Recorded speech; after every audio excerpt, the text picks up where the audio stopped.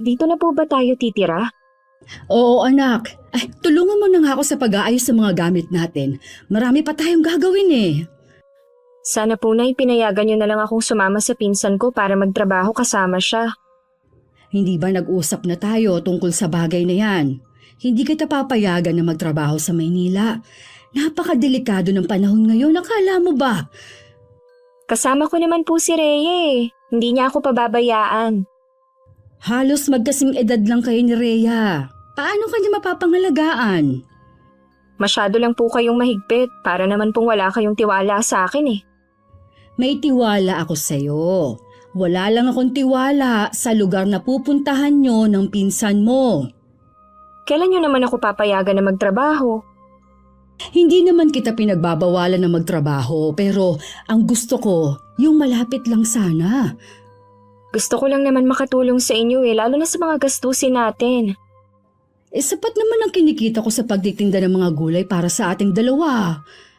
Dito po sa bago nating nilipatan, magtitinda pa rin ba kayo ng gulay? Mukhang mainit pa naman ang klima dito. Sabi ni Kuya Hilario ipapasok niya akong katiwala sa isang poultry dito. Baka may bakante pa, pwede ko siyang pakiusapan na ipasok ka para magkasama tayo. Sige nga po, Nay. Gusto ko na kasi talagang magtrabaho eh. Gusto ko yung may sarili akong pera. Sige na, tapusin mo na yung ginagawa mo at nang makapunta na tayo sa bahay ng tiyuhin mo. Binilisan ko na nga ang ginagawa ko. Nabuhayan na rin ako ng pag-asa na makakapagtrabaho na ako. Sa edad ko kasing 20, sabik na talaga akong kumita ng pera at makatulong kay inay. May gusto rin kasi akong bilhin para sa sarili ko. Nahihiya naman ako manghingi pa kay inay dahil alam kong sapat lang ang kinikita niya. Nang matapos namin ang ginagawa, lumabas na kami ng bahay para puntahan ang bahay ni Tio Hilario. Malapit lang naman ang sa kanila. Nang natanaw na namin ang bahay ng nakakatandang kapatid ni inay, binilisan na namin ang paglalakad. Pero bigla kami natigilan dahil sa dalawang boses na nagtatalo. Nagkatinginan pa kami ng inay bago siya sumenyas na lumayo kami sa may pinto. Hindi ka na nga nakakatulong sa akin. Puro perwisyo pa ang binibigay mo. Kailan ka ba talaga magtitino, ha? Pabayaan nyo na lang kasi ako, Tay. Sa tanda ko ba namang to eh. Kung pagsalitaan nyo ako, para pa rin akong teenager. Yun na nga eh. 30 ka na pero hanggang ngayon wala ka pa rin inaatupag kundi ang pakikipagbarkada mo. Ano naman po ang masama sa pakikipagbarkada? Kayo nga eh. Sa edad nyong yan eh, may mga kaibigan pa kayo. Ako pa kaya. Mabuti sana kung ang mga barkada mo mabuting impluensya sa'yo. Kaso, hindi! Tay, tigilin nyo na nga ako. Hindi ba kayo nahiya sa mga kapitbahay natin? Daig nyo pa ang inay kung makaputak eh. Walang hiya ka talaga! Hindi mo na ako ginalang! Kung makipag-usap ka sa akin, para lang akong kaedad mo! Yan naman ang tingin nyo sa akin kahit noon pa eh. Pinakawalang hiya nyong anak. Bakit? Totoo naman ah! Oh, saan ka naman pupunta? Kinakausap pa kita! Talaga bang pinaninindigan mo na ang pagiging bastos at walang modong anak? Oo na. Hindi naman magbabago pa ang tingin nyo sa akin kahit ano pang gawin ko eh. Gago ka pala eh! Wala ka naman talagang ginagawang mabuti! Paano magbabago ang tingin ko sa'yo? Kaya nga aalis na lang ako dito. Tapos ano? Pagbalik mo, may dala ka na namang bagong problema? Brandon! Bumalik ka rito!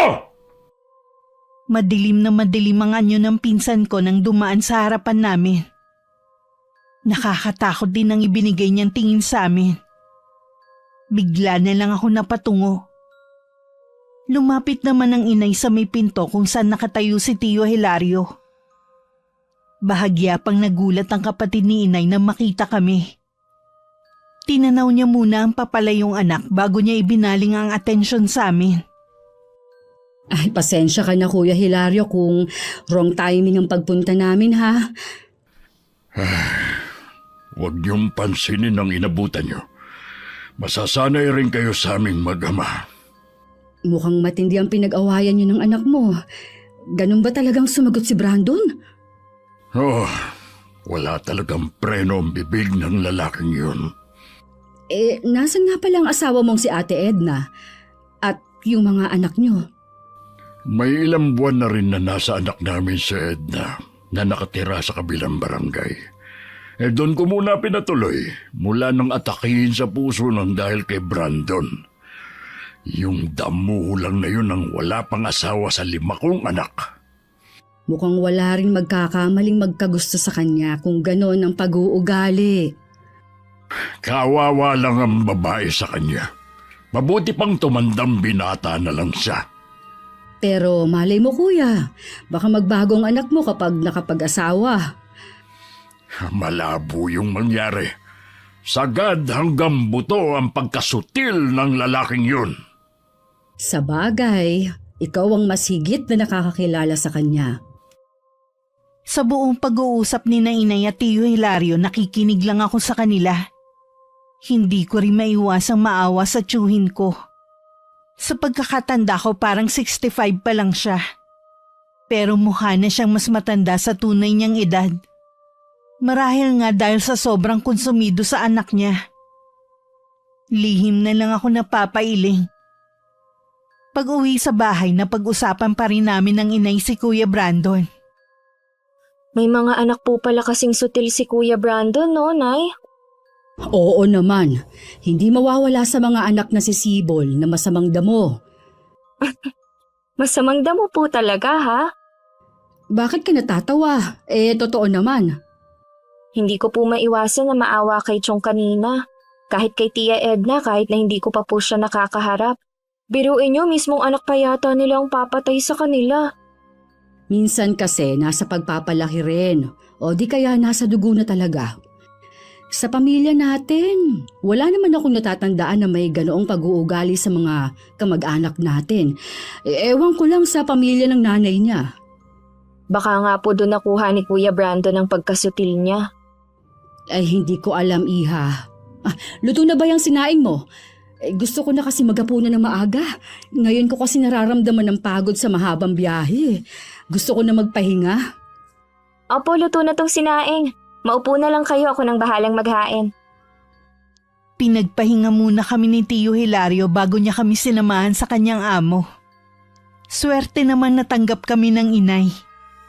Tuwang-tuwa ako. At sa wakas makakaranas na rin akong kumita ng sariling pera. Hindi naman ganun kalawak ang poultry ni Mang Tomas. Kaya tingin ko hindi naman kami mahihirapan. Si Tio Hilario naman ang nangangasiwa sa mga alagang baka ni Mang Tomas. Mabait naman ang amo natin. May konsiderasyon din siya sa mga nagtatrabaho sa kanya. Halata nga naman kay Mang Tomas, kuya Gusto ko na nga sanang mag-resign. Kaso ayaw niya akong pakawalan. Mahirap na daw kasing kumuha ng mapagkakatiwalaang tao. Hindi naman kasi siya naglalagi rito Huwag kang mag-alala, kuya. Hindi ka magsisisi na kami ang iyong inirekomenda kay Mang Tomas. Pagbubutihin namin ang trabaho. Alam ko naman yun, kaya nga agad na kitang pinapunta rito. Kaysa naman manirahan pa kayo sa probinsya natin. Mabuti nga rin na pinapunta mo kami dito.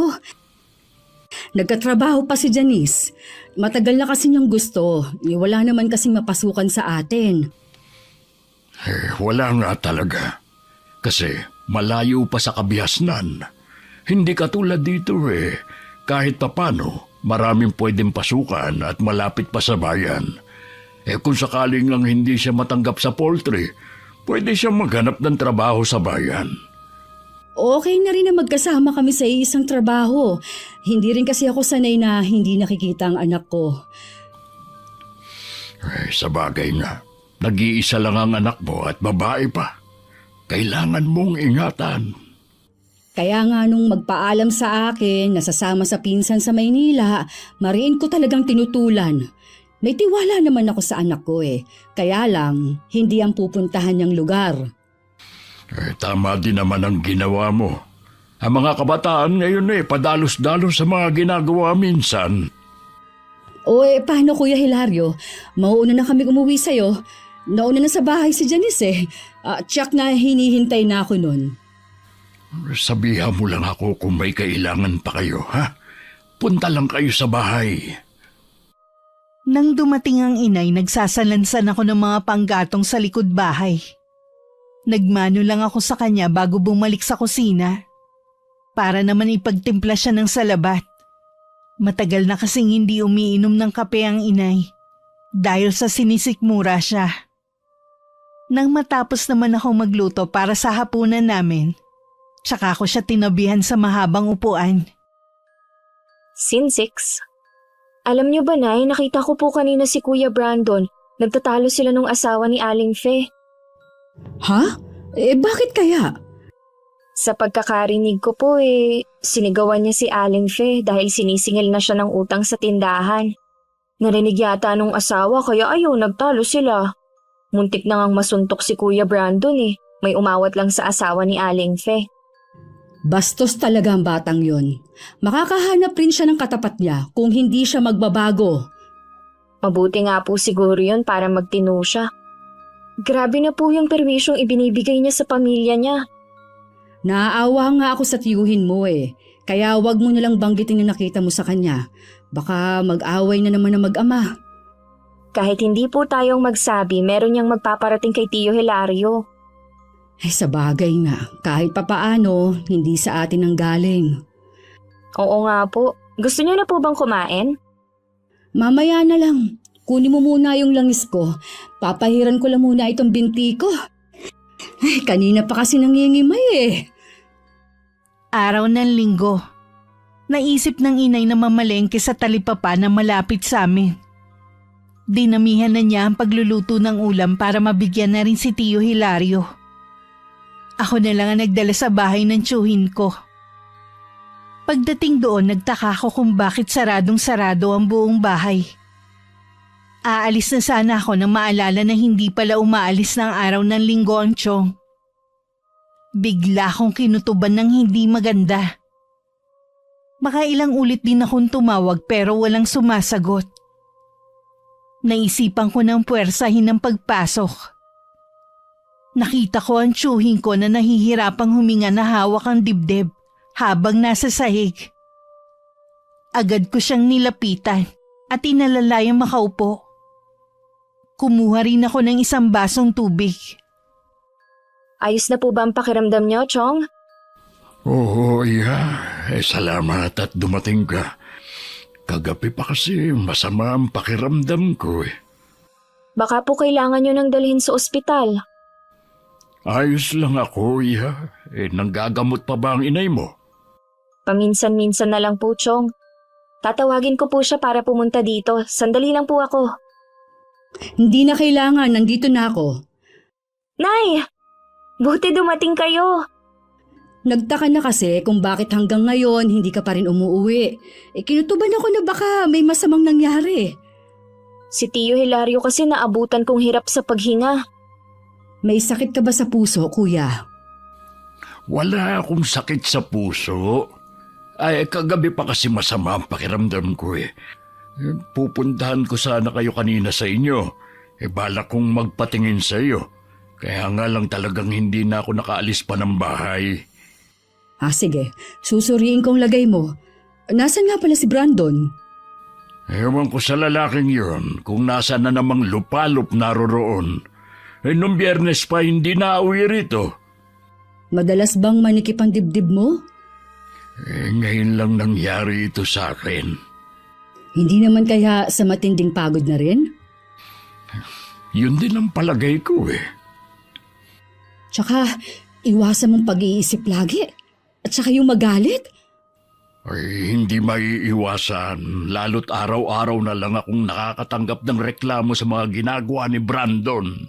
Katulad kahapon, akong sinisingil nung may-ari ng bilyarang nasira ng barkada niya. Hayaan mo na siyang lumutas sa problema niya. Nasanay na kasing ikaw ang taga-ayos sa mga gusot niya eh. Nakakahiya naman kasi sa mga piniperwisyo niya. At saka, dito na sa bahay pumupunta. Ay, yun nga lang. Tsaka anak mo pa rin siya. Kahit ano man ang gawin niya, hindi mo rin matitiis. Nakaramdam tuloy ako ng inis kay Kuya Brandon ng mga sandaling yon. Hindi man lang kasi niya naisip na napakapalad niya sa pagkakaroon ng ama. Ako kasi bata pa lang namatay na ang aking ama. Puro na lang sa kwento ng inay ko siya nakilala. Hindi naman agad namin iniwan si Tio Hilario. Pinagluto na rin namin siya ng pagkain niya. Habang nag-uusap ang magkapatid sa silid, dumating naman bigla si Kuya Brandon. Naabutan niya akong nakaupo sa sala. Anong ginagawa mo rito? Hindi kasi namin maiwan ang tatay mo eh. Naabutan ko kasi siyang nahihirapan huminga kanina. Nasaan siya ngayon? Nasa kwarto, nag-uusap sila ng inay. Ayos na kaya ang lagay niya? Oo, ginamot na siya ng inay kanina. Wow! Hindi ko alam na doktor palang nanay mo. Isang albularyo si inay sa amin. Marami na siyang napagaling sa lugar namin. Sabi mo eh. May pagkain kaya sa kusina? Meron, nagluto na ako kanina. Ayos. Kanina pa ako nagugutom eh. Hindi mo man lang ba sisilipin muna ang itay mo bago ka kumain? Mamaya na. Makakapaghintay naman siya eh. Pero itong pagkalam ng sikmura ako, hindi na. Naiiling na lang ako na sinundan ko siya ng tingin habang papuntang kusina. Tumayo na lang ako at pumasok sa silid kung nasan sina inay at Tio Hilario. Sinabi kong dumating na si Kuya Brandon at kumakain sa kusina. Hindi naman maitago ang pagkadismaya sa mukha ni inay. Si Tio Hilario naman blanko lang ang ekspresyon ng mukha. Ilang sandali muna ang lumipas bago pumasok si Kuya Brandon. May sakit daw kayo. Bigla kasing nanikip ang dibdib ko kanina. Buti dumating si Janice. Bakit nga pala ngayon ka lang umuwi? Akala ko hindi niyo mapapansin na wala ako dito sa bahay eh. Pwede ba yun? Dadalawa na nga lang tayo rito sa bahay. Huwag niyo sabihin na pagagalitan niyo na naman ako. Kararating ko nga lang eh. Nakikiusap ako sa'yo, iho. Mahina pa ang itay mo. Huwag mo muna siyang sagot-sagutin. Siya naman itong may problema eh. Minsan na nga lang ako magpakita dito sa bahay, pinapagalitan pa ako. Kaya lang yun ginagawa ng itay mo dahil sa pag-aalala sa'yo. Ibang klase din naman kasi yung paraan niya ng pag-aalala eh. Huwag kang bastos! Lumabas ka rito sa kwarto ko! May sakit na nga kayo, ganyan pa rin kayo. Lumabas ka na muna, iho. Hayaan mo na lamang munang magpahinga ang tatay mo. Walang imik naman na lumabas ng silid si Kuya Brandon. Pinagsabihan naman ng inay ang tsuhing ko na maging kalmado lang. Bago kami umuwi, pinakain muna namin si Tio Hilario. Nag-aalangan ngang iwan ng inay ang kapatid niya. Kaso ayaw naman sumama sa bahay namin si Chong. Paglabas ng bahay, kausap ni Kuya Brandon ang tatlo niyang barkada. Ni hindi na niya kami napansin na umalis ng inay. Kinabukasan pumasok na rin sa trabaho si Tio Hilario. Sigurado ka bang kaya mo na magtrabaho, kuya? Oo naman, wala na akong sakit na nararamdaman. Si Brandon ba nasa inyo pa? Iniwan kong natutulog pa. Kaya nga ako pumasok para hindi ko siya makita sa bahay. Suko na talaga ako sa batang yon. Kanina, umagang-umaga, may nagpunta sa bahay, naniningil ng utang. Ay, sabi ko naman kasi sa'yo, lumipat ka muna sa bahay. Total, sa'yo naman yun. Nakikitira lang kami. Ayos lang naman ako dun sa amin. At saka ayoko rin kasing iwan ng bahay kay Brandon. Dahil tiyak na bababuyin lang niya yun. Baka doon na niya patirahin ang mga barkada niyang halang ang mga bituka. Dadalaw-dalawin ka na lang namin ni Janice sa bahay niyo. Hindi ko rin kasi maiwasan na mag-alala sa'yo eh. Iniisip mo ba na baka may gawin na hindi maganda si Brandon sa akin? Hindi ko naman talaga kilala ang anak mo. Pero minsan, sumasagi yun sa isip ko. Sabi mo nga, malakas ang impluwensya sa kanya ng mga barkada niya. Sa totoo lang, yun din ang iniisip ng mga anak ko at ni Edna. Kung susunod naman ako sa kanya, paano ang mga gamot niya? Kailangan ko pa rin talaga magtrabaho. Ayoko na iasa na lang sa iba pa naming anak ang mga pangangailangan namin. Binantayan na lang ng inay si Tio Hilario. Baka kasi gumawa siya ng mabibigat na trabaho sa poultry. Napansin ko namang wala nang iniindang sakit ang tiyuhin ko. Sadya talagang magaling manggamot si inay. Sabay-sabay din kami umuwi nung hapon. Wala namang kaming kamalay-malay na nasa bahay lang si Kuya Brandon at hinihintay ang ama niya. Mabuti naman dumating na kayo, Tay. Bakit narito ka pa? Hinihintay ko po kayo eh. May kailangan po ako sa inyo. Kung pera ang kailangan mo, wala. Wala akong pera dito. Naibigay ko na sa nanay mo ang sahod ko para pambili niya ng gamot.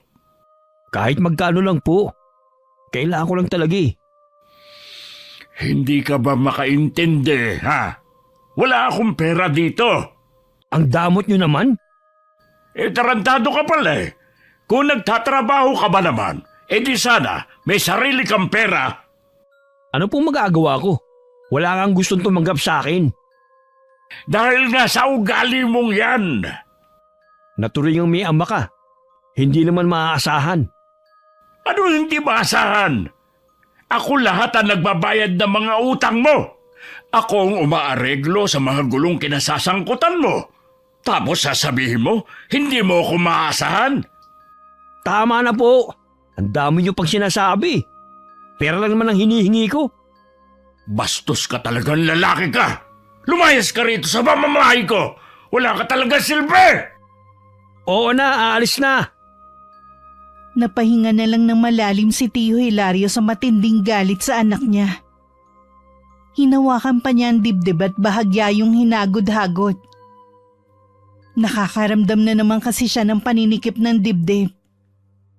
Kinabukasan sa poultry, inabutan na namin si Tio Hilario na naglilinis ng kulungan ng mga manok. Binati lang namin siya ng inay at nagumpisa na rin kami magtrabaho. Samantala ng mga oras na yun, nasasangkot na naman si Kuya Brandon sa gulo. Kasalukuyan siyang nasa barangay hall kasama ang mga barkada niya. Dinampot sila ng mga barangay tanod dahil hindi sila mapigil sa panggugulo sa talipapa. Pinababayaran din sa kanilang grupo ang mga nasira nila. Pinasundo naman si Tio Hilario ng kapitan para kausapin. Si Chong na lang ang humarap at nakiusap sa mga tindera at tindero ng talipapa. Nabigyan ng palugit ang anak para mabayaran sila. Talaga bang hindi ka na magbabago, ha? Hindi ko naman sinabing mangialam kayo sa akin eh. Paano hindi ako mangingialam? Pinatawag nga ako ni Kapitan. Di sa kanya kayo magalit, wag sa akin. Bakit wala kayong kaimik-imik ng barkada mo kanina? Lahat kayo parang mga maamong tupa na nakatungo lang. Huwag niyong bayaran ng mga nasira ko kung ayaw niyo. Talagang hindi ko babayaran. Sa tingin mo, may pagkukuhanan ako, ha? Nasaid na lahat ng ipong ko nang dahil sa'yo. Kahit kailan naman talaga, wala kang kwentang ama sa akin eh. Mabuti pa sa mga kapatid ko. Ibang trato mo sa kanila. Pagkatapos ng lahat ng sakripisyo ko sa'yo, ako pa palang walang kwentang ama sa'yo? Kung ikaw ba naman, ginagaya mo ang pagiging mabait at responsable ng mga kapatid mo, hindi sana mawawala ang amor ko sa'yo. Oo na, ako na ang pinakamasamang anak nyo. Sana nga lang, hindi na lang kayo naging ama ko. Hayop ka talaga! Sige tay, suntukin niyo ako. Bakit hindi mo ituloy? Itong piski ko, ituloy niyo na. Alam ko naman matagal niyo nang gustong gawin sa akin yan eh. Lumayas ka rito. At huwag ka na magpapakita sa akin kahit kailan. Layas! Nakarating sa amin ng inay ang ginawa ni Kuya Brandon. Pinuntahan din namin si Tio Hilario sa bahay niya na parang pagod na pagod ang itsura. Napag-alaman namin sa mga kapitbahay niya na nagkaroon na naman ng matinding pagtatalo ang mag-ama. na hindi na bago sa kanila. Oh, ayos ka lang ba, Kuya Hilario?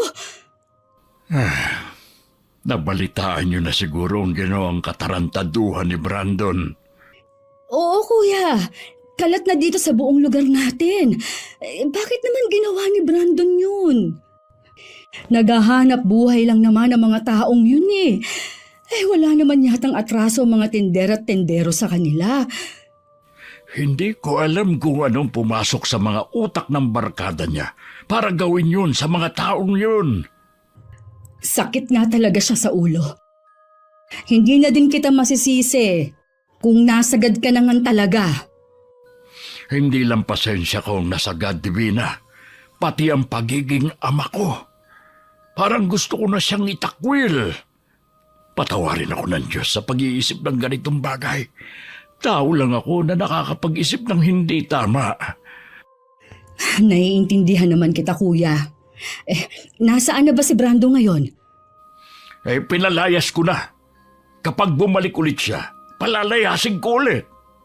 Huminahon ka muna, Kuya. Hayaan mo munang lumamig ang sitwasyon. Mula noon, hindi na talaga maganda ang ugali ng batang yun. Lagi siyang inirereklamo ng magulang ng mga kaklase niya. Halos linggo-linggo na lang kung pumunta sa eskwelahan ng nanay niya. Akala ko'y magbabago siya kapag tumanda na. Ayun pala, lalong lalala. Wala na akong masabi, Kuya, sa anak mo. Kapag kailangan mo ng tulong, nandito lang kami ni Janice. Gusto kong murahin si Kuya Brandon sa isip ko dahil sa mga pinaggagawa niya. Awang-awa naman ako sa ama niya na hindi na napigilan ng pagluha.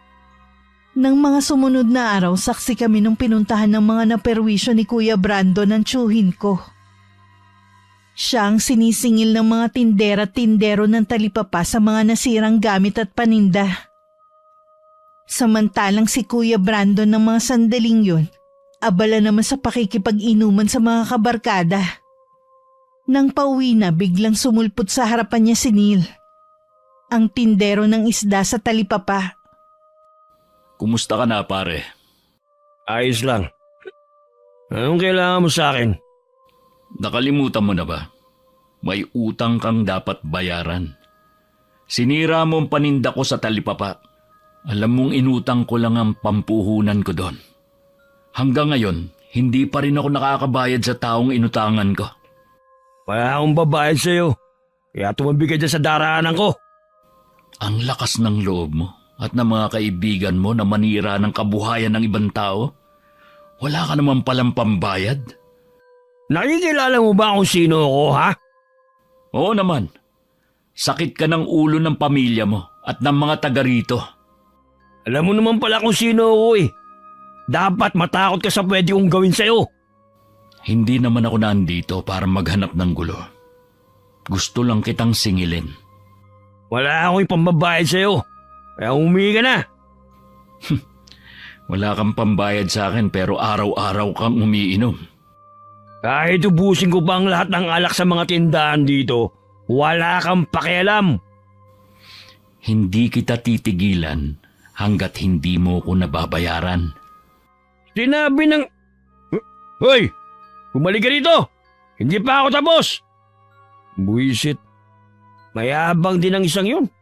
Dahil lang naman dito sa amin. Dahil sa nangyari sa talipapa, tuluyan na yun pinasara. Kaya mahirap tuluyang bumili ng ulam. Kung sa bayan kami pupunta, mapapamahal naman kami sa pamasahe. Mabuti na lang naisipan ni Neil na maglako na lang ng isda sa mga bahay-bahay. Yun nga lang, madalas isang klase lang ng isda ang nilalako niya. Yan lang ba ang isdang inilalako mo, iho? Opo, ito lang po eh. Gustuhin ko mun po na maglako ng ilang klase ng isda. Kapos naman po ako sa puhunan. Nay, si Kuya Neil po yung nagtitinda sa may talipapa. Isa po siya sa mga naperwisyo ni Kuya Brando nung magwala sila doon. Ah, ganun ba? Pasensya ka na, iho, hindi ko alam. Pamangkin ko si Brandon. Magkapatid kami ng ama niya.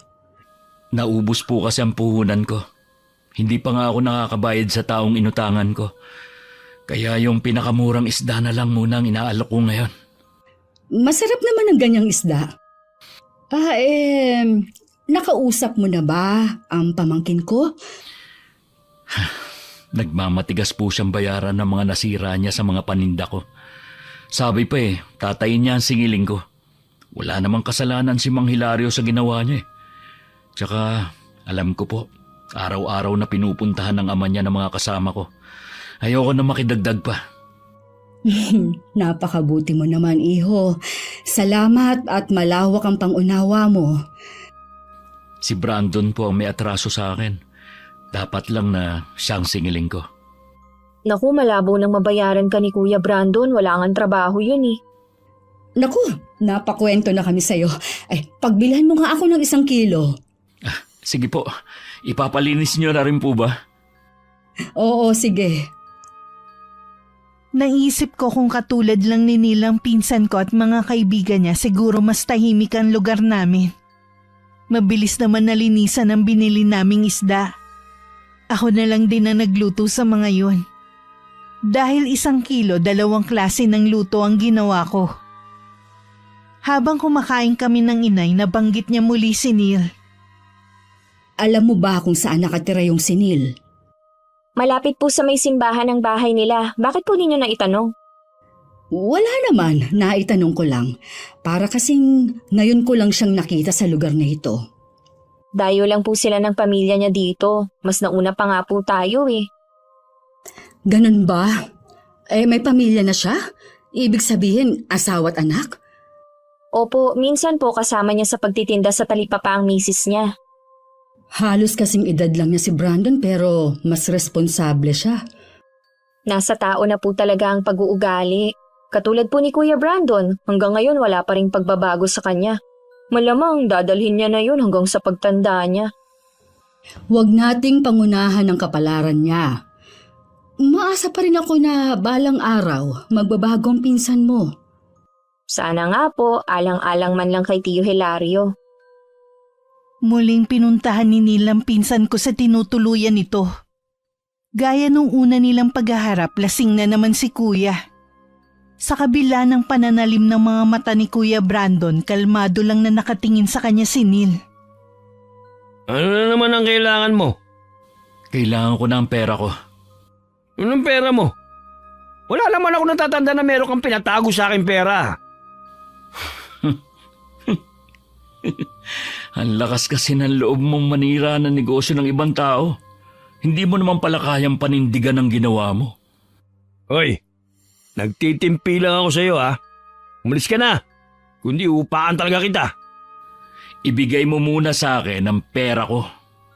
Inuubos mo ang pasensya ko ha. Ha? Itong sa'yo.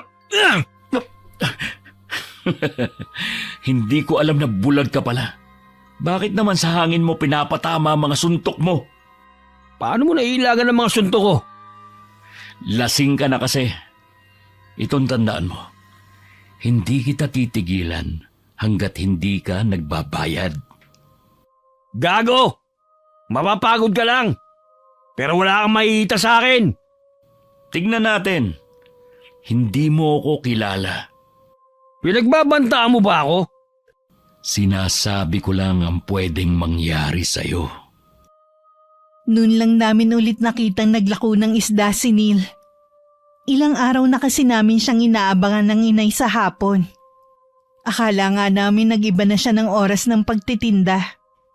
Kaya nang makita ko siyang paparating, inabangan ko na siya sa may gilid ng kalsada. Bakit ngayon lang yata kita nakitang naglako ng isda? Nagkasakit kasi mag-ina ko. Kaya wala akong magawa kundi tumigil muna. Kawawa naman, sabay pa sila. Oo nga eh. Hindi pa nga maayos ang lagay ng anak ko. Pero sabi ko, kailangan ko na maghanap buhay. Oo nga pala, nanggagamot si nanay. Baka gusto mong ipagamot ang mag-ina mo sa kanya. Sige. Tatanungin ko ang asawa ko. Hindi kasi yun naniniwala sa mga albularyo eh. Wala naman kasing mawawala kung susubukan niya. Magaling ang inay, marami na siyang ginamot na gumaling. Pag uwi ko sa bahay mamaya, sasabihan ko ang asawa ko. Ito na yung isda mo. Salamat, Suki Bago umuwi, dumaan pa si Neil sa bahay ni Tio Hilario. Nagbabaka sakali kasi siya na baka doon na ulit umuwi ang pinsan ko. Pinuntahan kasi niya ang tinutuluyan nito pero wala na dun si Kuya Brandon. Nang makita nga ni Neil si Tio Hilario at nalaman na wala dun ang anak, sa matanda na lang niya sinabi ang pakay niya. May sakit po kasi ang anak ko eh. Pampa-check up lang po sana. Ako, pasensya ka na iyo. May nauna na kasi sa iyo eh. Yung kasamahan mong tindero. May sakit din daw kasi ang bunso niya. Gusto man kitang tulungan. Wala na akong pera dito. Naiintindihan ko po kayo. Ilang araw ko na po kasing hindi nakikita si Brandon. Siya naman po talaga may atraso sa akin. Ako na ang humihingi ng pasensya sa nagawa ng anak ko sa inyo. Alam kong napakalaking perwisyo ang ginawa niya. Hindi po dapat kayong humihingi ng dispensa sa lahat ng mga ginawa ng anak nyo. Kung biktima kami, biktima rin po kayo ng sarili nyong anak. Sa totoo lang, wala na akong mukhang maiharap sa mga tao rito. Pakiramdam ko ako ang sinisisi ng lahat kung bakit ganoon si Brandon. Mula po nung dumating ako rito, puro magaganda lang ang naririnig ko sa ibang tao tungkol sa inyo. Ugali na po talaga yon ng anak nyo. Hindi dahil may pagkukulang kayo.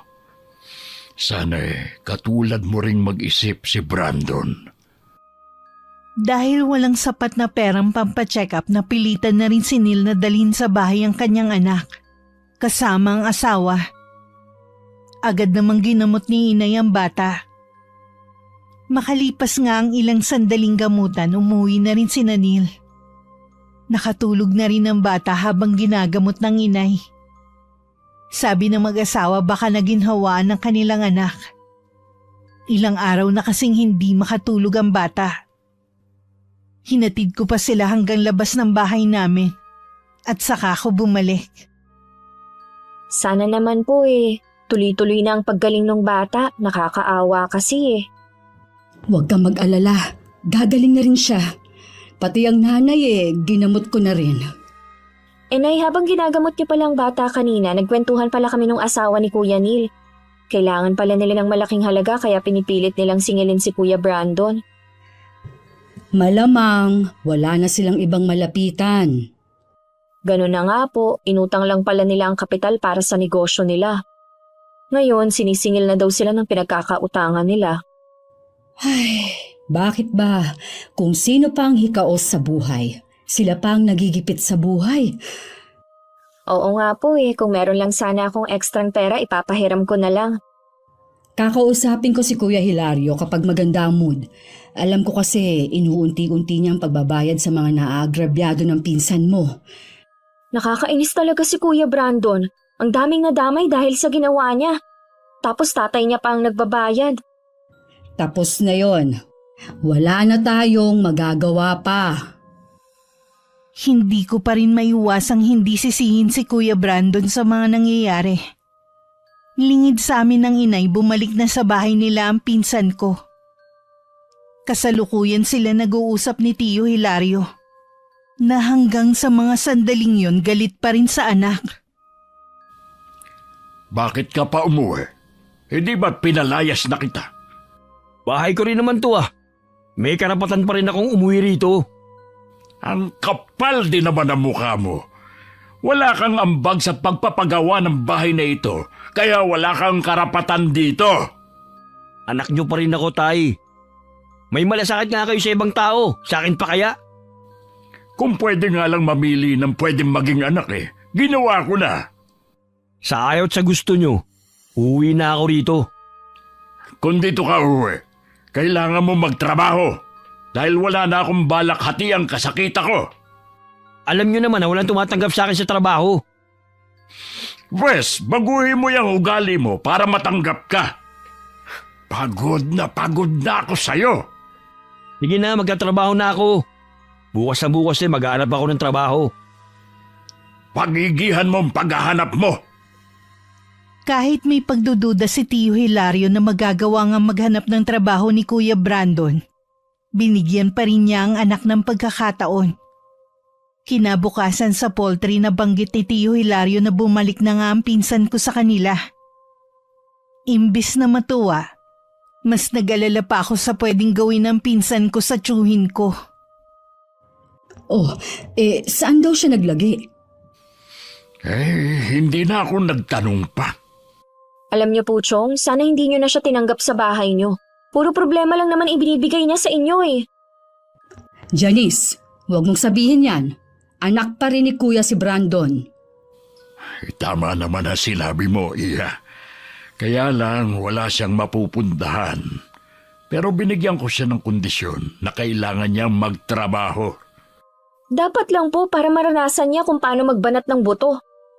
Bakit hindi mo ipasok dito sa poultry ang anak mo? Para nasusubaybayan mo rin ang bawat ginagawa niya. Gustuhin ko man, sira siya kay Mang Tomas dahil sa ginawa niya dati. Ganun ba? Wala pala siyang pagpipilian kundi maghanap ng trabaho sa sarili niyang paraan. Kailangan ko lang maging matigas sa kanya sa pagkakataong ito. Bahala na muna siya sa buhay niya. Lagi kong isinasama sa dasal ko na sana magbago na si Brandon. Naku Nay, hindi na yung tinatabla ng dasal. Malala na ugali niya. Huwag ka kasing kontra ng kontra dyan. Nagpapasalamat nga ako sa pagdating niyong mag-ina. Kahit papano meron akong karamay. May dahilan ng Diyos kung bakit kami napunta dito. Huwag po kayong mag-alala, Chong, kahit walang pakialam sa inyo si Kuya Brandon. Kami naman po ng inay hindi kayo pababayaan. Salamat sa inyong mag-ina. Wala kaming kamalay-malay ng inay na ang pagiging malapit namin kay Chong. Binibigyan pala ng masamang kahulugan ni Kuya Brandon. Madalas kasi namin dalhan ng pagkain ng kanyang ama. O di kaya yayain sa bahay na lang kumain. Ano na naman yung dala mo? Kakanin to. Luto ng inay. Nandyan ba si Tio Hilario? Wala pa siya, nangangahoy. Ubus na kasi mga panggatong namin eh. Sana ikaw na lang ang nangahoy imbis na ang tatay mo. Pagod na nga siya sa pagtatrabaho, pagdating dito sa bahay niyo siya pa rin ang gumagawa. Ano bang pakialam mo sa amin ha? Nagmamalasakit lang ako sa tatay mo. Ikaw tong walang pakialam sa kanya. Alam mo, kayo ng nanay mo nagdala ng kamalasan sa amin eh. Bakit kami? Para sabihin ko sa'yo, ikaw ang malas dahil wala ka nang ginawa kundi bigyan ng problema si Chong. Siguro kayo ng nanay mo nagsusulsul sa tatay ko para lalong magalit sa akin. Huwag mo kaming pagbibintangan ha. Bago pa kami dumating, matagal nang galit sa'yo ang tatay mo. Tapos ginagatungan nyo pa. Lalo tuloy lumalayo sa akin ang loob ng ama ko. Kasalanan mo rin kung bakit lumayo na ang loob sa'yo ni Chong. Naaawa lang kami sa kanya dahil malayo siya sa asawa at iba pa niyang mga anak. Kung hindi ka lang niya iniisip, matagal ka na niyang iniwan. Di gawin niya, wala akong pakialam. Mabuti nga eh, para may benta ng bahay niya ito. Hindi naman ikaw ang may-ari ng bahay na to, mahiya ka naman. Ikaw ang mahiya. Lumayas ka rito. Dalhin mo yung kakanin mo pa uwi dahil walang kakain yan dito. Malakas pang binalibag ni Kuya Brandon ang pinto nang makapasok siya sa loob ng bahay. Nagngingit-ngit naman na umuwi na lang ako sa amin. Nagtataka naman ang inay sa itsura ko. At kung bakit dala ko pa din ang kakanin na ginawa niya. Sinabi ko naman na naging sagutan namin ni Kuya Brandon. Sa tingin ko, nagsiselos lang ang pinsan mo dahil sa atensyon na ibinibigay ng tatay niya sa atin. Kasalanan din naman niya eh. Kung pinapahalagahan sana niya ang tatay niya, hindi mababaling sa atin ang atensyon ng Chong. Ang mabuti pa, iwasan na muna natin ang pagpunta sa bahay ni Kuya. Bigyan natin sila ng pagkakataon na magkasarilinan. Baka nga kalabisan na rin ang presensya natin sa kanila. Paano po kung puntahan tayo dito ni Chong? Okay lang yon. Ang importante hindi muna tayo magpapakita sa bahay nila. Sa bagay nga, ayoko naman na makadagdag pa tayo sa alalahanin ni Tio Hilario. Alam ko naman na malawak ang pangunawa mo kahit bata ka pa. Ikaw na lang ang bahalang umunawa sa pinsan mo. Nang mga sandali ring yun, nagtatalo ang mag-ama. Dahil sinumbong ng isang kapitbahay ang ginawa sa akin ni Kuya Brandon. Hindi ko kasi alam na may nakakita sa pagtatalo namin ng pinsan ko. Ang taong yun may matindi ring galit kay kuya. Kaya naman kapag may pagkakataon na makakita ng butas, sinusumbong niya agad kay Chong ang mga ginagawa ng pinsan ko. Nakapagsumbong na kagad pala sa inyo yung babaeng yun. Walang sinasabi ang pinsan mo sa akin. Kita mo ngang kararating ko lang halos dito sa bahay eh. Sino pala nagsabi sa inyo? Alam ko na. Ang isa sa mga tsismosang kapitbahay natin. Mga sipsip din talaga eh. Mabuti nga at sinabi sa akin. Ikaw, Brandon, ang mag-ina na nga lang ang kamag-anak natin, tinataboy mo pa. Dahil nga sa'yo, kaya tayo iniiwasan ng mga kamag-anak ng nanay mo. Wala akong pakialam sa kanila. Hindi naman sila maaasahan sa oras ng kagipitan eh. Kasi nga, pasaway ka. Paano kanila tutulungan sa oras ng kagipitan? Ultimo sila, piniperwisyo mo. Ito yung gusto na mag-ina eh. Yung nagtatalo tayo lagi. Noon pa man, lagi na tayong magkagalit. Kaya huwag kang maghanap ng masisisi mo. Makaalis na nga dito sa bahay na ito. Bad trip talaga. Saan ka na naman pupunta? Kung sinusunod mo sana ang sinasabi ko sa iyo na maghanap ka ng trabaho, di sana may pakinabang ka. Ano nga ang gagawin ko kung walang tumatanggap sa akin? Dito ka lang kasi naghahanap sa atin. Alam mo naman na kilala na ang reputasyon mo dito. Sana sa ibang lugar ka maghanap ng trabaho. Huwag kayong mag-alala. Maghahanap talaga ako sa ibang lugar ng trabaho. Hindi nyo na ako makikita pa dito kahit na kailan. Naiiling na lang si Tio Hilario habang sinusundan ng papalay yung tingin ng anak. Hindi akalain ng tiyuhin ko na tototohanin ni Kuya Brandon ang sinabi niya. Ilang araw na kasi siyang hindi umuuwi. Pinagtanong-tanong rin nga ni Tio Hilario kung may nakakita sa anak. Pero lahat sila iisa ang sinasabi. Ilang araw na rin hindi nakikita si Kuya Brandon. Maging sa tindahan na laging tinatambayan ng grupo niya. Sa bahay ni Tio Hilario, bigla na lang niya naisipang tingnan ng titulo ng lupang kinatitirikan ng bahay niya. Pero ganun na lang ang naramdaman niyang takot. Nang wala sa kinalalagyan nito ang titulo at iba pang papeles. Agad siyang kinutuban na kinuha yun ni Kuya Brandon. Huminahon ka lang, kuya. Baka mapano ka eh. Paano kung hihinahon? Ang sutil kong anak, ninakaw ang titulo ng bahay namin. Sigurado ka bang si Brandon ang kumuha? Ay, walang ibang kukuha nun kundi siya lang.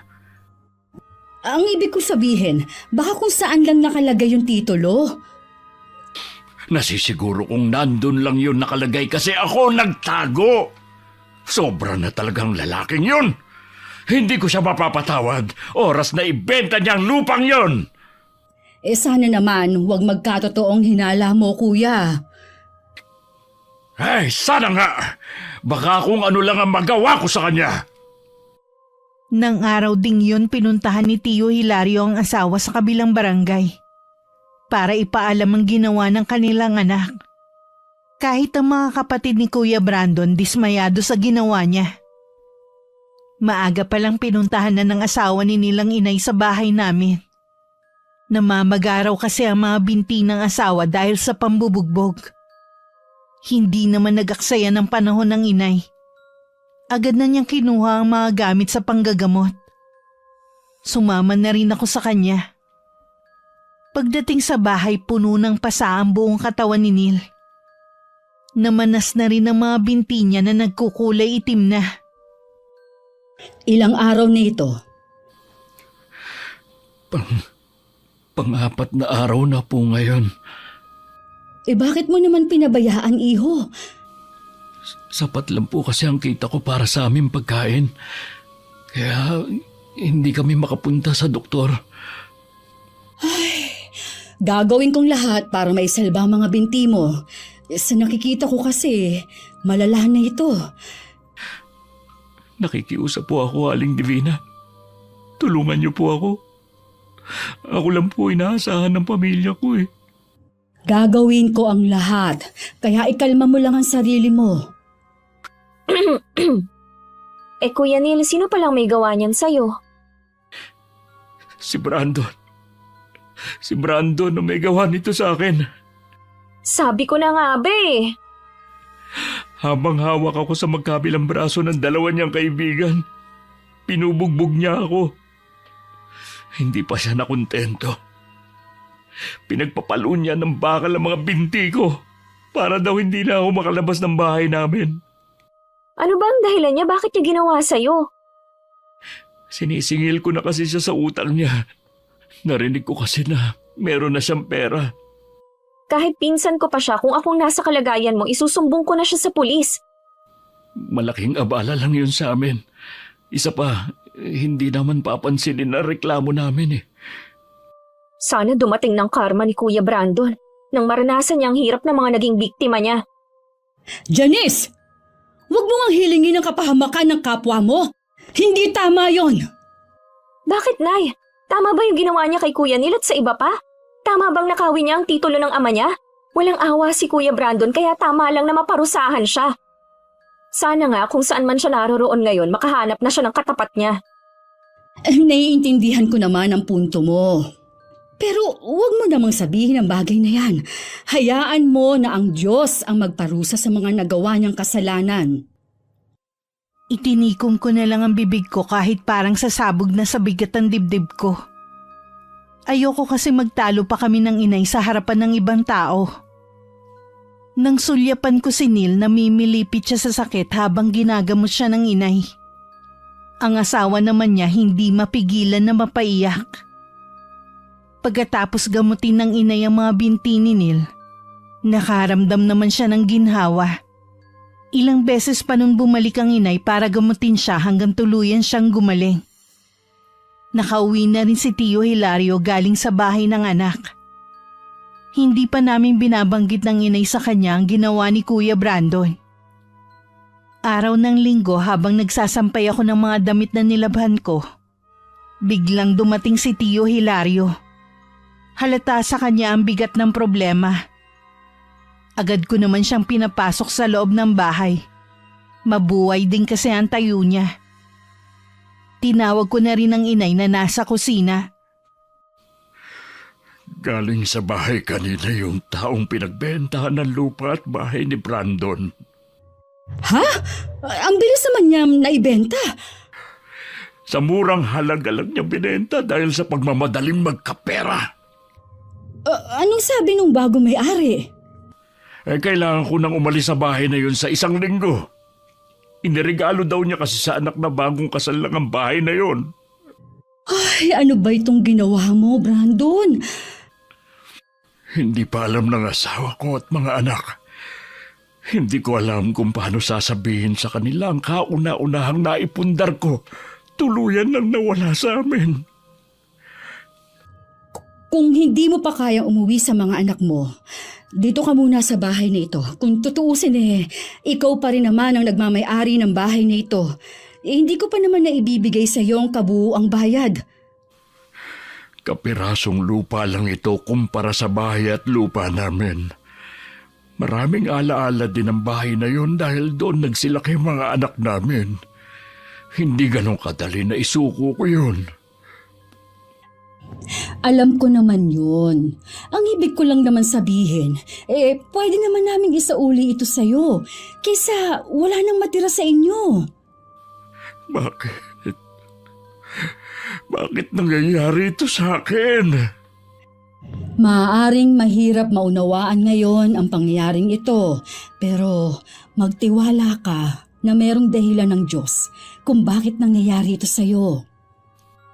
Hindi na napigilan pa ni Tio Hilario na mapaiyak sa sama ng loob.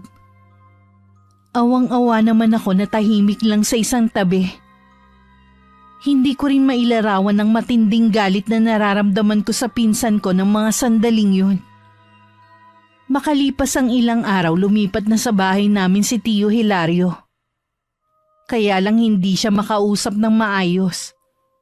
Lagi lang siyang tulala at tila malalim ang iniisip. Dumating naman si Neil na may dalang isdang nilalako. Masigla na ulit siya at hindi na iniinda ang sakit ng binte. Bahagya pa siyang nagulat nang makita si Tio Hilario sa bahay namin. Ngayon lang kita ulit nakitang naglako ng isda. 2 linggo po kasi akong nasa bahay lang. Si Aling Divina po pala. Nasa poultry pa sila mag-ina. Mamayang tanghali pa ang uwi nila. Ah, ganun po ba? Iwan ko na lang po ang isda dito. Pasasalamat ko po kasi siya po ang nagpagaling sa akin. Bakit? Ano ba ang naging sakit mo? Wala naman po ako naging sakit.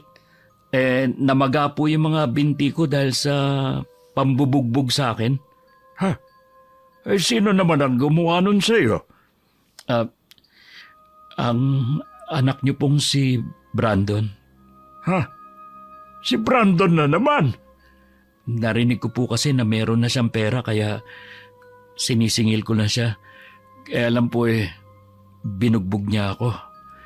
Ay, ako na ang humihingi ng kapatawaran sa ginawa ng anak ko sa iyo, ha? Pasensya na po kayo, Mang Hilario.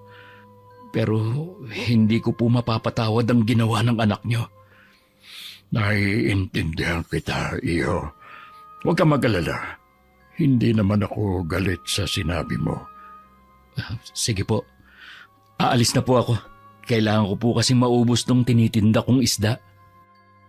Pag-uwi namin ng inay, sinabi ni Tio Hilario na galing kay Neil ang isdang iniluto niya. Nagkatinginan naman kami ng inay. May palagay kasi kami na alam na ng tiyuhin ko ang ginawa ng anak kay Neil. Hindi nga kami nagkamali nang banggitin yun ng tiyuhin ko. Bakit hindi niyo sinabi sa akin ang ginawa ni Brandon kay Neil? Ayaw na naming dagdagan pa ang mga alalahanin mo. Tsaka gumaling na rin naman si Neil eh. Suko na kami mag-asawa sa anak namin ngayon. Mula ngayon, wala na akong pakialam sa kanya. Kung may mabalitaan man kayo sa kanya, huwag niyo na lang sabihin sa akin. Kuya, talaga bang wala nang puwang sa puso mo ang pagpapatawad sa anak mo? Wala na, Divina. Sabi ko nga sa'yo, naubos na ako dahil sa kanya. Naiintindihan kita, kuya. Pero umaasa pa rin ako na balang araw, magkakaayos pa kayong mag-ama. Hayaan na lang natin si Chong, panahon na lang sigurong magpapahilom sa galit niya. Hindi ko lang kasi maiwasan na mag-alala. Katulad ngayon, tulala na naman siya habang nakatanaw sa bintana. Kahit gaano pa po katatag ang isang tao, mauubusan din ng lakas. Hindi biro ang pinagdaanan ni Chong, lalo't may sakit pa ang asawa niya. Basta, iparamdam lang natin sa kanya na nandito lang tayo sa tabi niya. Opo, Nay, maaasahan niyo ako sa bagay na yan. Habang naghihirap ang kalooban ni Tio Hilario, nagpapakasaya naman si Kuya Brandon sa ibang lugar. Habang nilulustay niya ang perang pinagbentahan ng lupa ng ama. Nang tingnan niya ang kanyang pera, nagulat pa siya. Dahil iilang lilibuhin na lang ang natira. Ito na lang palang natitira sa pera ko. Hindi na ito magkakasa sa susunod na linggo. Kailangan makagawa ko ng paraan kung paano magkapera. Habang iniisip ni Kuya Brandon kung paano siya magkakapera na naman, nagpaplano na rin si Neil ng gagawin niyang paghihiganti sa pinsan ko. Kahit tutol ang kanyang asawa sa plano niya, itinuloy pa rin niya yun. Masyado na rin binalot ng galit ang kanyang puso. Gagamitin niya ang natutunan niya sa kanyang ama tungkol sa pambabarang. Hindi niya akalain na balang araw magagamit niya yun. Ipararanas ko rin sa iyo ang lahat ng hirap at sakit na naramdaman ko. Lintik lang ang walang ganti.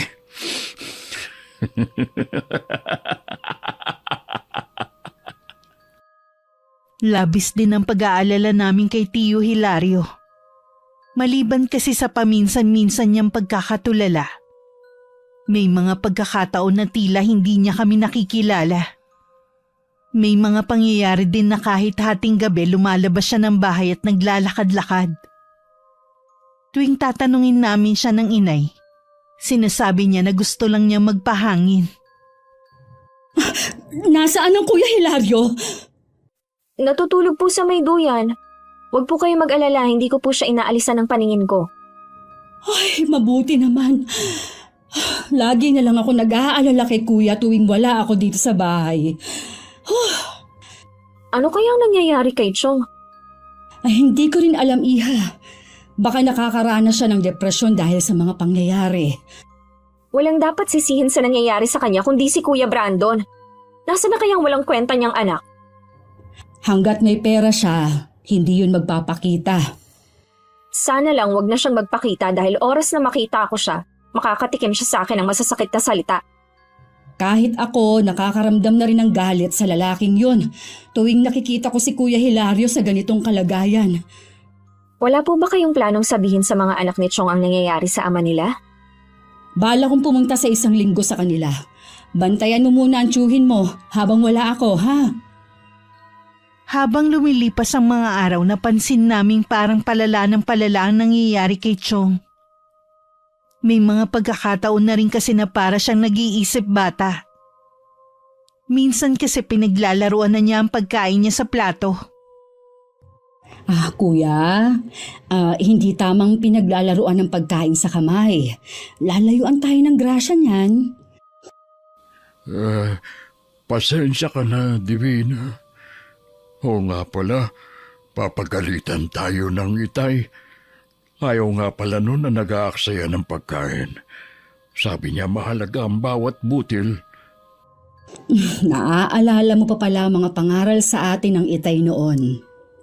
Oo naman, hindi ko na uulitin na maglaro ng kanin.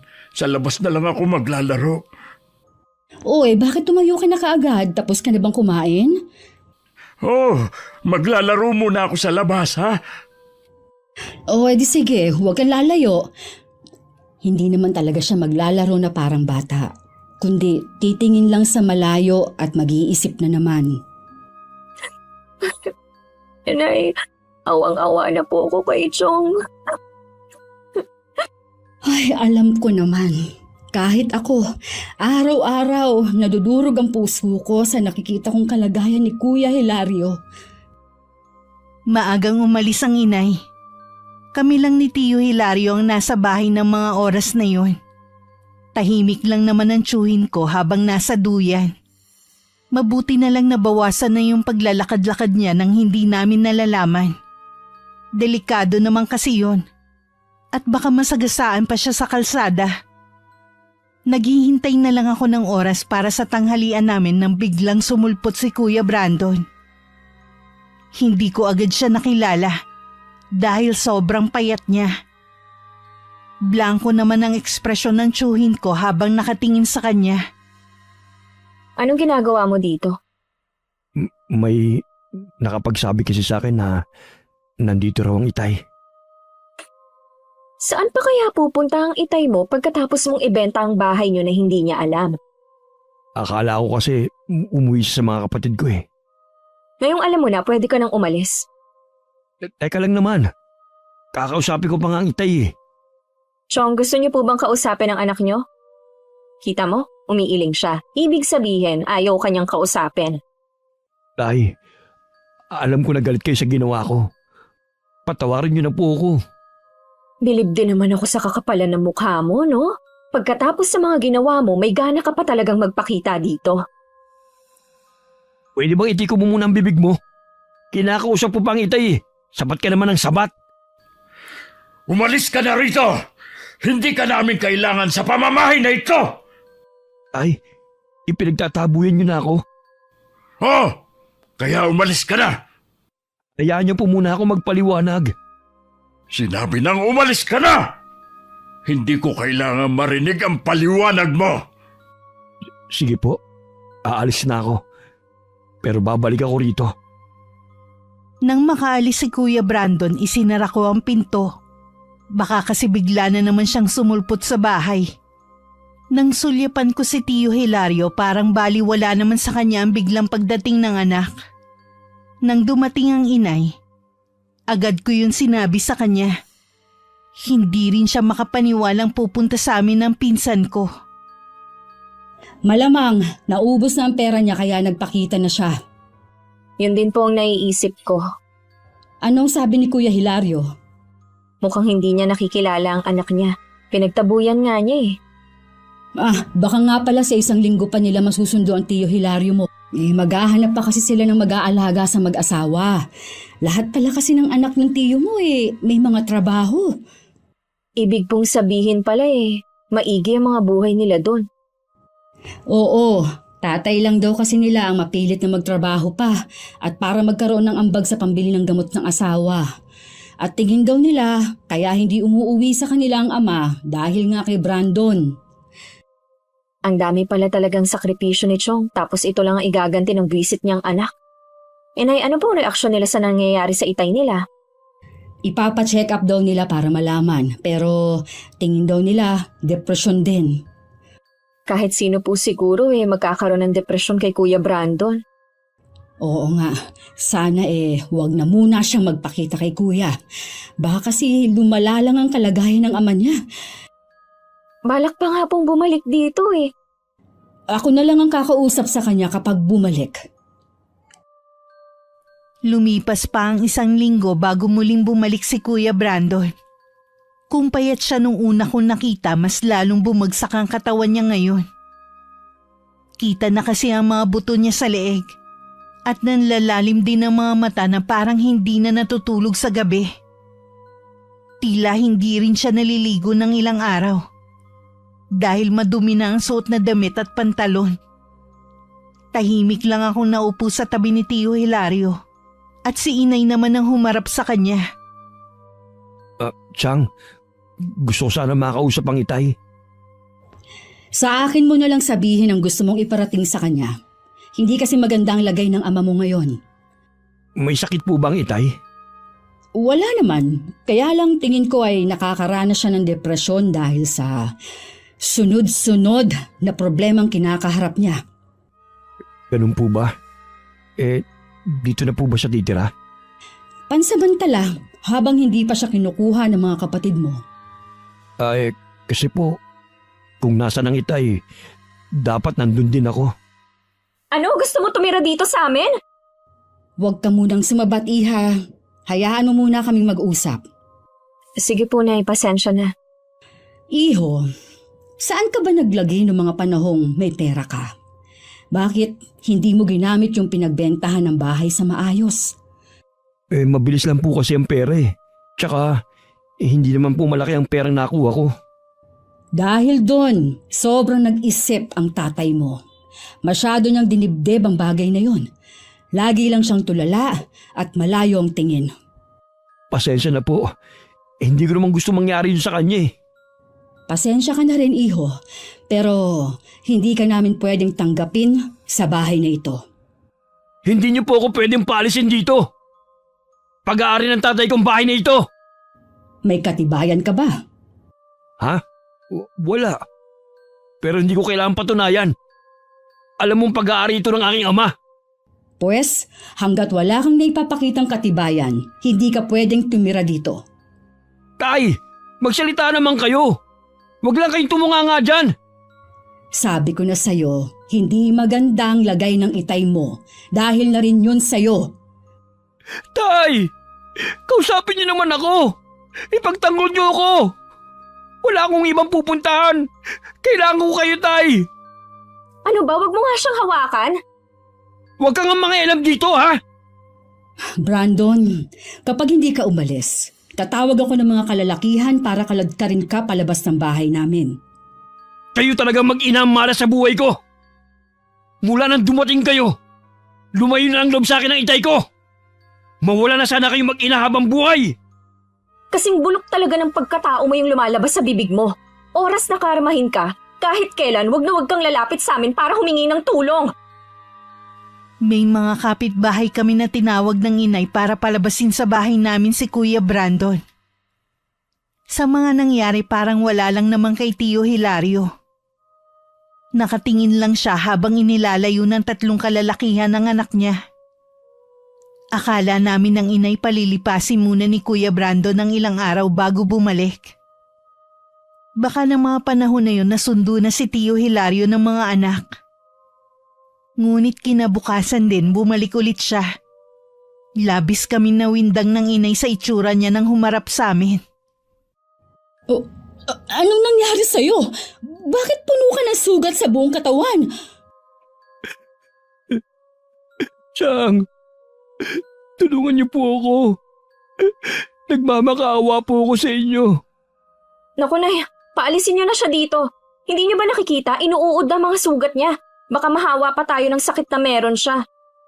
Wala na po talaga akong malapitan kundi kayo. Umalis ka dito sa pamamahay namin. Nakakadiri ka, buhay ka pa, naaagnas na yung katawang lupa mo. Janice! Hayaan mo na lang akong makipag-usap sa kanya. Kapag tinanggap niyo siya dito, aalis ako. Janice! Bumalik ka dito! Ay! Ikaw naman, Brandon. Hindi ka pwede dito. Pero pansamantala, doon ka muna sa dating kamalig sa likod ng bahay na to. Pupuntahan na lang kita para gamutin. Hinatid pa ng inay si Kuya Brandon sa lumang kamalig.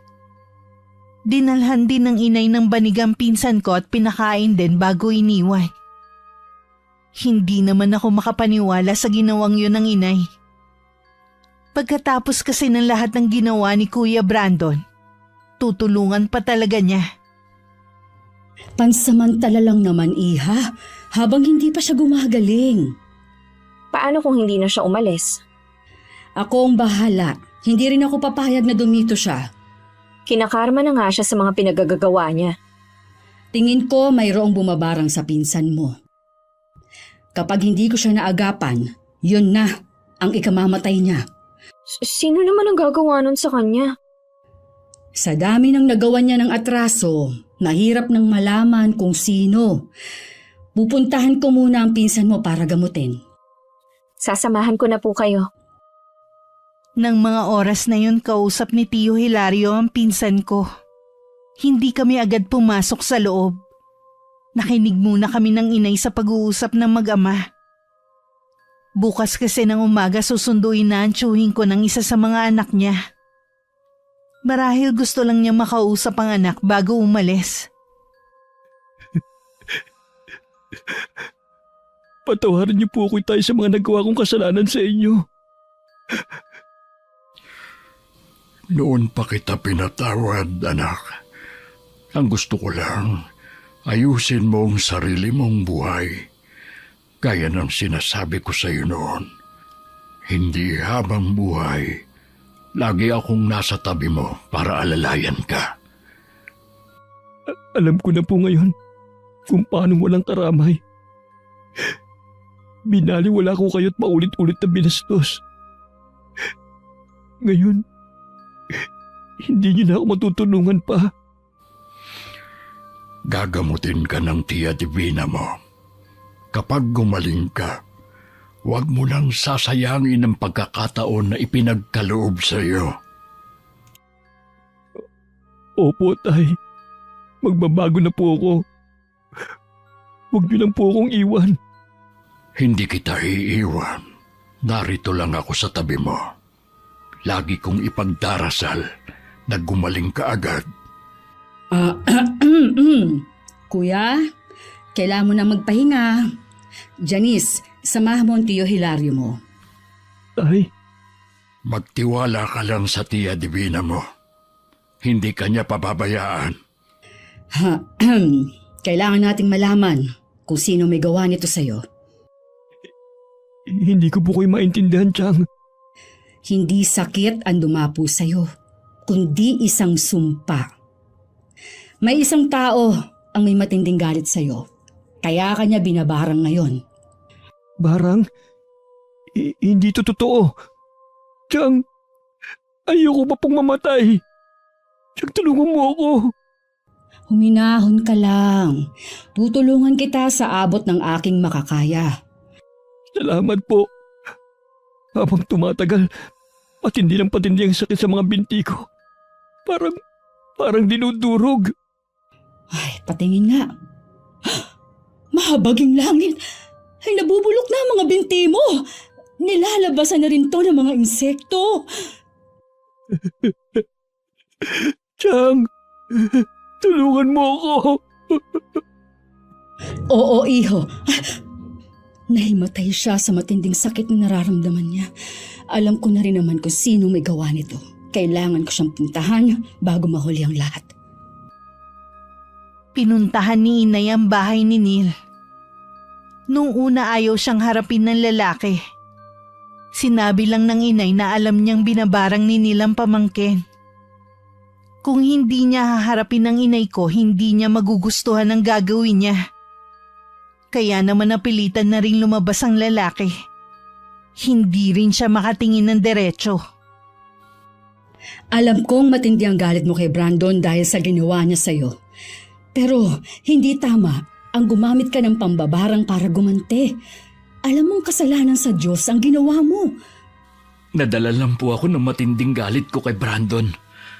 Hindi po biro ang perwisyong ginawa niya sa akin at sa pamilya ko. Ilang araw na gutom ang asawa at mga anak ko dahil hindi ako makapaghanap buhay.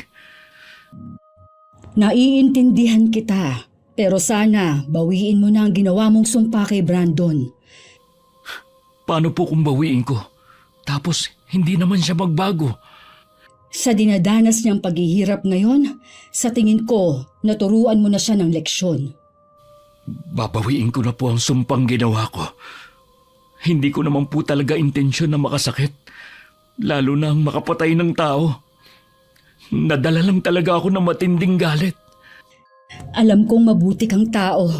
Salamat at hindi mo na ako pinahirapan pa. Patawarin niyo po ako, Aling Divina.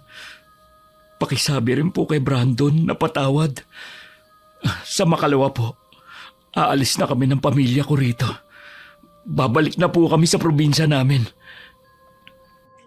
Hangad ko ang swerte sa pag-alis nyo.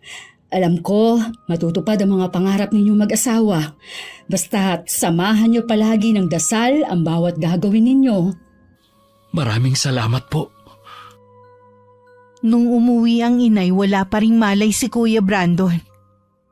Naghihilom na rin ang mga sugat niya sa buong katawan.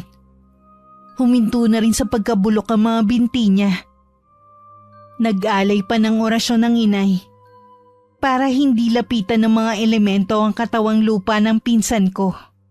Dahil mahina pa ito. Kinabukasan maagang sinundo si Tio Hilario ng dalawa niyang anak. Sinabi naman namin ang nangyari sa kapatid nila. Pero hindi sila nagpakita ng anumang simpatya hanggang makaalis sila. Sana maging aral na kay Kuya Brandon ang nangyari sa kanya. Hinihiling ko rin na sana magawa siyang patawarin ng pamilya niya balang araw. Sigurado ako, pagising niya mamaya, hindi na siya ang Brandon na kilala natin. Kahit nagagalit ako sa kanya, naaawa pa rin ako na para na rin siyang ulila ngayon. Tandaan mo anak, lahat ng nangyayari sa atin, pangit man o maganda, ay may laging dahilan. Ang importante sa lahat, laging tumawag sa Panginoon sa lahat ng oras na nalilito ka at hindi alam ang gagawin. Baka kasi naliligaw ka na ng landas, katulad ng nangyari sa Kuya Brandon mo. Nalungkot naman si Kuya Brandon nang malaman na wala na ang kanyang ama. Dahil tingin naman namin nagbago na siya, pinayagan na rin siya ng inay na manatili sa kamalig. Nang mga sumunod na araw, nabalitaan namin ng inay na may trabaho na si Kuya Brandon. Isa-isa rin niyang nilapitan ng mga taong nagawa niya noon ng mali at humingi ng kapatawaran. Isa ako sa mga buhay na saksi na kahit gaano pa kasama ang isang tao, kapag pinili magbago ay walang imposible. Basta samahan ng mataimtim na dasal. Wakas. Dito na po ba tayo titira? Oo anak,